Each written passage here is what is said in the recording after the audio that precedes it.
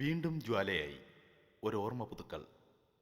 ഹൃദയരക്തത്തിൽ ചാലിച്ച സ്നേഹബന്ധത്തിൻ്റെ കഥയാണ് മലയോര കർഷകരായ നീരേറ്റ് കൃഷ്ണപിള്ളയുടെയും ചേമ്പുള്ളി ഔസേപ്പിൻ്റെയും. സത്യം പറഞ്ഞ ഞാൻ ഇപ്പൊ തന്നെ കുറിച്ച് ഓർത്തതേ ഉള്ളൂ. എനിക്കറിയാം, നിങ്ങളുടെ പ്രാർത്ഥനയിൽ എന്നും എന്നെ പറ്റി ഓർക്കാറുണ്ട്.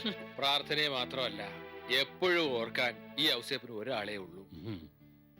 പിള്ളേച്ചൻ എങ്ങോട്ടോ യാത്രയ്ക്കുള്ള ലക്ഷണമുണ്ടല്ലോ. അതെ, ഞാൻ തന്നെ വിളിക്കാമെന്നതാ. ചേന്നം എന്ന് പറഞ്ഞു തോട്ടത്തിൽ പന്നി ഇറങ്ങിയിരിക്കുന്നു. പന്നി ഇറങ്ങിയോ? എത്ര എണ്ണം വരും? ഒരു 500 കാണുമെന്നാ പറഞ്ഞത്. 500 പന്നി? നമുക്ക് പോവാം. മോളെ, അപ്പച്ചന്റെ സ്വെറ്ററിങ് എടുത്തേടി. 500 പന്നിയോ? പിള്ളേച്ച തോട്ടായൊക്കെ കരുതിയിട്ടുണ്ടോ? അതൊക്കെ തന്റെ ഡിപ്പാർട്ട്മെന്റ് അല്ലേ. കത്രീനെ, നീ അടുപ്പത്തിരിക്കുന്നതില് എരി വെച്ചിരി കൂട്ടി വറുത്തോ. ജോസൂട്ടിയുടെ കൊടുത്തയക്കണം. എല്ലാം അലമാരയിൽ വെച്ചിട്ടുണ്ട്. അപ്പോഴേ ഞാന് ഇറങ്ങാന്ന് നേരം വെളുത്തേ വരൂ. വരുമ്പോ പന്നിക്കൂട്ടത്തിനെ മുഴുവൻ വെടിവെച്ചോണ്ട് വരാം. വെള്ളം ചൂടാക്കിക്കോന്ന് എല്ലാം കയറി പറയുവാ. കാട്ടുപന്നിയുടെ ഇറച്ചിയെന്ന് വെച്ചാ വേണ്ട വേണ്ട, എനിക്കറിയാം. ഒരു കാട്ടുപന്നിയില്ല. മൂക്കറ്റം കുടിച്ചേ ചേറുമാടത്തിൽ കിടന്ന് കൂർക്കം വലിച്ചങ്ങ് ഉറങ്ങും.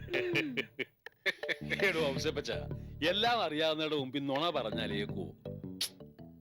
നമുക്ക് പോവാ അല്ലയോ? പിന്നെ അല്ലാതെ. കത്രീനമ്മേ, ഞങ്ങൾ ഇതിന് സന്തോഷിക്കും. അക്കൂട്ടത്തിൽ പന്നിയം വെടി വെക്കും.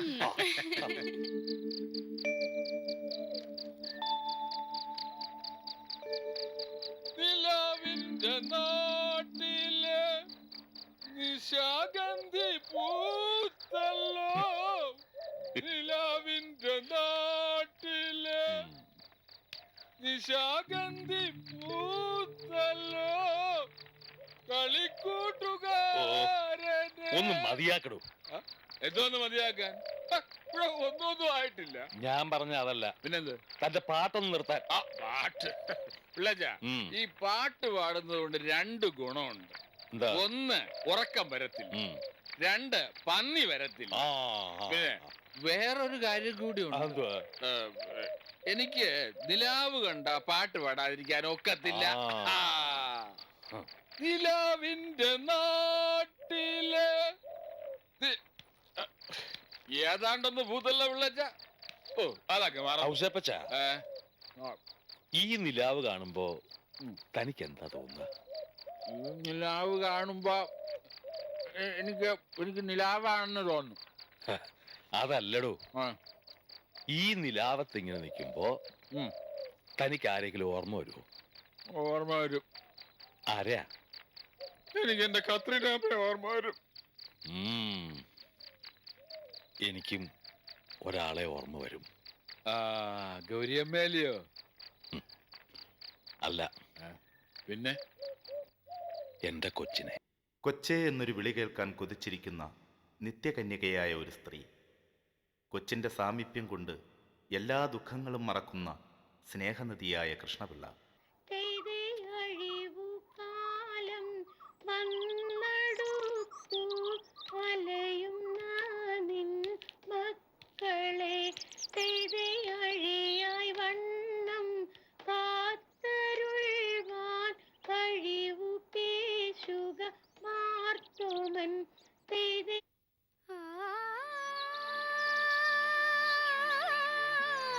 ഇന്നിനി മതി, കുട്ടികൾ പൊക്കോളൂ.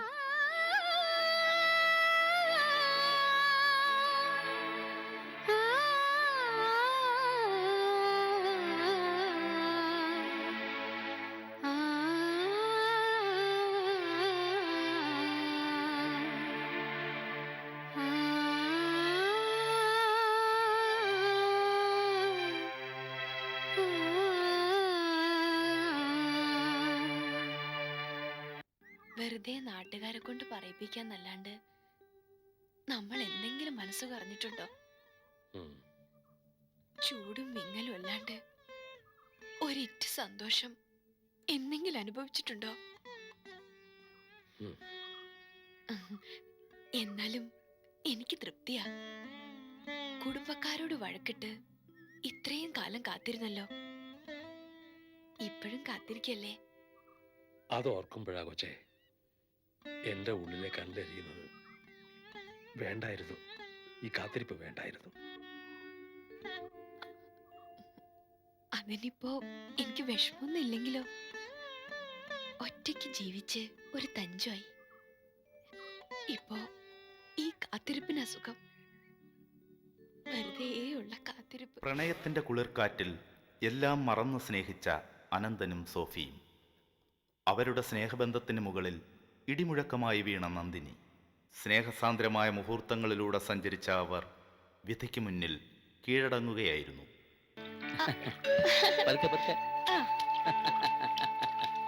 എനിക്ക് പേടിയാവുന്ന അനന്തേട്ടാ. അപ്പച്ചനെങ്ങാനും അറിഞ്ഞാ കൊന്നുകളയും. നീ ഇങ്ങനെ പേടിച്ചാലോ? നിന്റെ അപ്പച്ചനും എന്റെ അച്ഛനും തമ്മിലുള്ള ബന്ധം നിനക്കറിഞ്ഞൂടെ? നമ്മുടെ കാര്യത്തിൽ അവർ എതിര് നിൽക്കില്ല, എനിക്ക് ഉറപ്പുണ്ട്. എന്തോ എനിക്കറിഞ്ഞൂടാ. ആലോചിക്കുമ്പോ ഉള്ളു പിടയ്ക്കുക. എത്രയായാലും ഒന്നുമില്ല. പറ പെണ്ണേ, എന്താ പറയാൻ പോയത്? അനന്തേട്ടാ, എത്രയായാലും നമ്മൾ രണ്ട് സമുദായത്തിൽപ്പെട്ടവരല്ലേ. സ്നേഹത്തിന്റെ മുന്നിൽ സമുദായം എന്നൊരു പ്രശ്നമല്ല കുട്ടി. നമ്മൾ കാരണം അപ്പച്ചനും കൃഷ്ണമാമനും പിണങ്ങുമെന്ന് ഞാൻ എപ്പോഴും പേടിക്കും. അതൊന്നുമില്ല. അച്ഛൻ എപ്പോഴും പറഞ്ഞൊരു വാക്കുണ്ട്, അവസരപ്പച്ചൻ എന്റെ കൂടെപ്പിറപ്പാണെന്ന്. നമ്മുടെ ബന്ധറിഞ്ഞ അവർക്ക് സന്തോഷമാവുമെന്ന് എനിക്ക് ഉറപ്പാ. അനന്തേട്ടാ, കൃഷ്ണമാമനും ത്രേസിച്ചെടുത്തേം പോലായി തീരുവോ നമ്മളും? എങ്ങനെ? ഒരിക്കലും പൂക്കാതെ കായ്ക്കാതെ മരണം വരെ.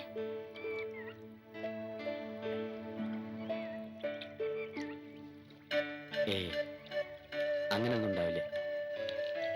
നീ എങ്ങനെ അറിഞ്ഞു അവര് തമ്മിലുള്ള ബന്ധം? ആർക്കാ അറിഞ്ഞൂടാത്തത്? ഇവിടെ മുഴുവൻ ഒരു കാലത്ത് അവരുടെ സ്നേഹം പൂത്തു നിന്നല്ലേ. അത് കഴിഞ്ഞു പോയ കാലം. ഇപ്പോ ഇവിടെ പൂത്തു നിൽക്കുന്നത് നമ്മുടെ സ്നേഹമല്ലേ?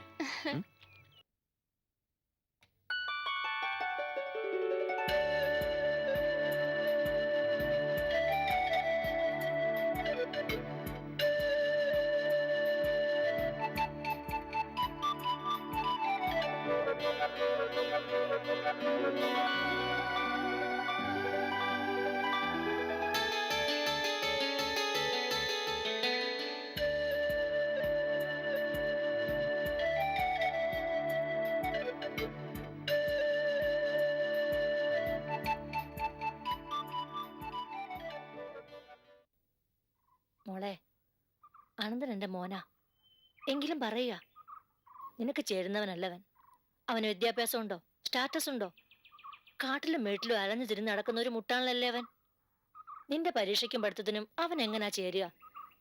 അനന്തേട്ടൻ സ്നേഹമുള്ളവനമ്മേ. ഛീ, എന്തു പറഞ്ഞടി അസത്തെ? എല്ലാം പറഞ്ഞു കഴിഞ്ഞിട്ടും പെണ്ണിന്റെ ഒരു അഹങ്കാരം കണ്ടില്ലേ? അമ്മച്ചി, അമ്മച്ചി എന്നോട് ക്ഷമിക്കണം. അച്ഛന്റെ കണ്ണ് വെട്ടിക്കാൻ വേണ്ടി പോകുന്ന സത്യമായിട്ട് ആ പെണ്ണിന്റെ മുഖത്ത് ഞാൻ നോക്കില്ല. നിന്നാണ് സത്യം. തിരിച്ചു വന്നിട്ട് പെണ്ണിന് ഇഷ്ടപ്പെട്ടില്ലെന്ന് ഞാൻ പറയും. പിന്നെന്താ പ്രശ്നം? അതോടെ എല്ലാം അവസാനിക്കും. അനന്തേട്ടൻ വേറെ ഒരു പെണ്ണിൻ്റെതായ പിന്നെ ഞാൻ. എന്റെ സോഫി, നീ വെറുതെ മണ്ടത്തരം പറയാതെ. ഞാൻ നിന്നെ വിട്ട് എവിടെ പോവാനാ? എനിക്ക് നീ മാത്രം മതി.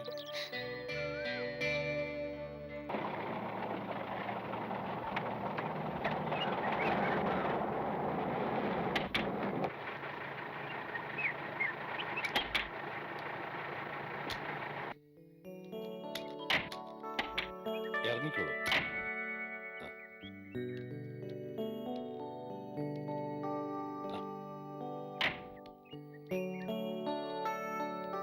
ഇങ്ങോട്ട് നിന്നാട്ടെ.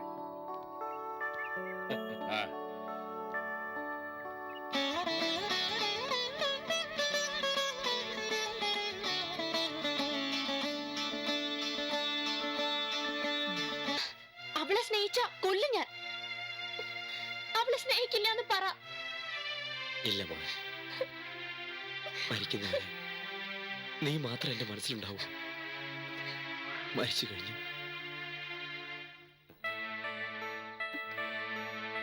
ഇന്ന് ഞാൻ അനന്തേട്ടനെ എങ്ങും വിടില്ല. അവൾ അവിടെ കാത്തിരിക്കട്ടെ. എന്താ നീ പറയുന്നത്? ഇന്ന് അനന്തേട്ടനെ ഞാൻ വിടില്ല. വീട്ടില് ചേട്ടന്മാരും ചേട്ടത്തിമാരൊക്കെ ഉണ്ട്. ഇപ്പോഴേ അന്വേഷണം തുടങ്ങി കാണും. അപ്പൊ എന്നെ വിട്ട് പോകുന്നു. പൊയ്ക്കോ. അവള് മണിയറൊരുക്കി കാത്തിരിക്കാവും. പൊയ്ക്കോ. സോഫി, പൊയ്ക്കോളെ. ഇല്ല മോളെ, എന്റെ മോളെ വിട്ട് ഞാൻ എങ്ങും പോവില്ല.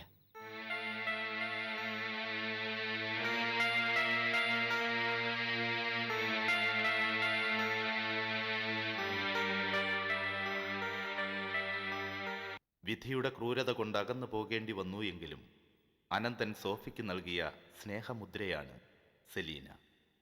ജോയിച്ചായന് അനന്തേട്ടനോടുള്ള പക മാറിയിട്ടില്ല. എനിക്ക് പക തോന്നിയിട്ടുണ്ടെങ്കിൽ അതിന് കാരണം നീ തന്നെയാ. അല്ലാതെ അനന്തനോട് എനിക്കെന്താ ബന്ധം? നീ ഇപ്പോഴും പഴയതൊന്നും മറന്നിട്ടില്ല. മറന്നിട്ടില്ല. ഞാൻ എന്തിനാ നുണ പറയുന്നേ? എന്റെ മോളെ ഞാൻ എങ്ങനെ മറക്കുന്നേ? അവളുടെ മുഖം കാണുമ്പോ അനന്തേട്ടനെ ഓർത്തു പോകുന്ന ഒരു തെറ്റാണോ? അവിടെ നിക്ക്, ചൂട് പിടിച്ച് തീർന്നില്ല. വേണ്ട, ഞാൻ ചത്ത നിനക്കെന്നാ? എന്റെ മോൾക്ക് അപ്പച്ചനില്ലാതാവും. ജോയിച്ചായന് ഇപ്പോഴും എന്നെ സംശയമാണോ? സംശയം ഉണ്ടായിട്ടൊന്നും അല്ല.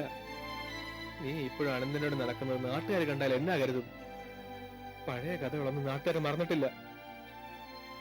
ആണും പെണ്ണും കെട്ട ഒരുത്തനായിട്ടല്ലേ അവരെന്നെ കാണും.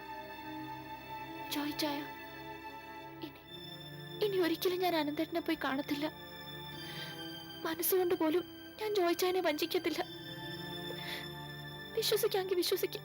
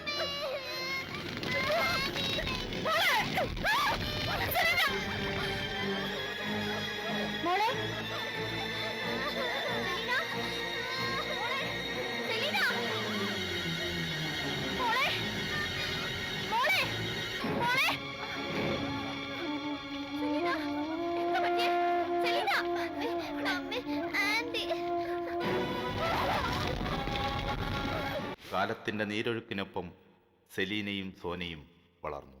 സെലീനയും അനന്തന് നന്ദിനിയിലുണ്ടായ മകളായ സോനയും പരസ്പരം ജീവനെപ്പോലെ സ്നേഹിച്ച അവർക്കിടയിൽ വിധി ഒരു കൊടുങ്കാറ്റ് പോലെ എന്നും ആഞ്ഞടിച്ചു.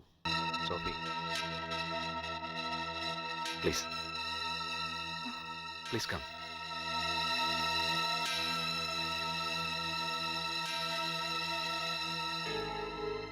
എന്താ രാകേഷ്? ഞാൻ പറയുന്നത് കേൾക്കാനുള്ള ധൈര്യം സോഫിക്കുണ്ടാവണം. എന്താ കാര്യം? Tell me. പറയൂ രാകേഷ്. അനന്തൻ അനന്തേട്ടൻ എവിടെ? എന്തുണ്ടായി? അനന്തൻ കാറി വരുമ്പോ എസ്റ്റേറ്റ് വെച്ച്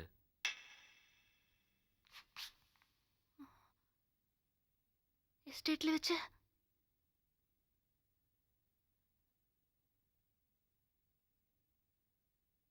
പറയൂ രാകേഷ്, എന്തുണ്ടായി? കാറ് കാറ് കാറ് മറിഞ്ഞു.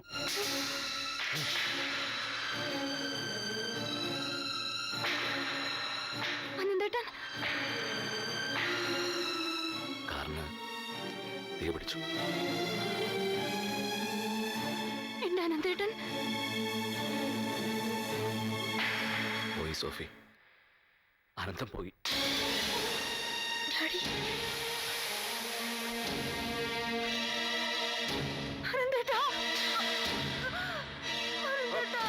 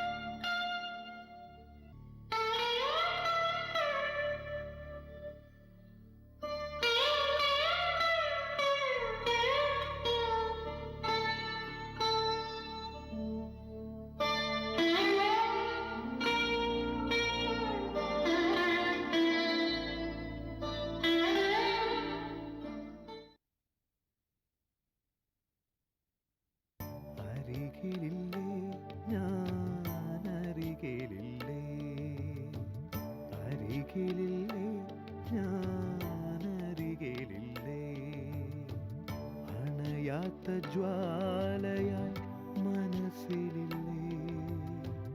അഴലിന്റെ മുകിലുകൾ പെയ്യുമ്പോഴും നെഞ്ചിൽ എരിയുന്ന സ്നേഹത്തിൻ ജ്വാല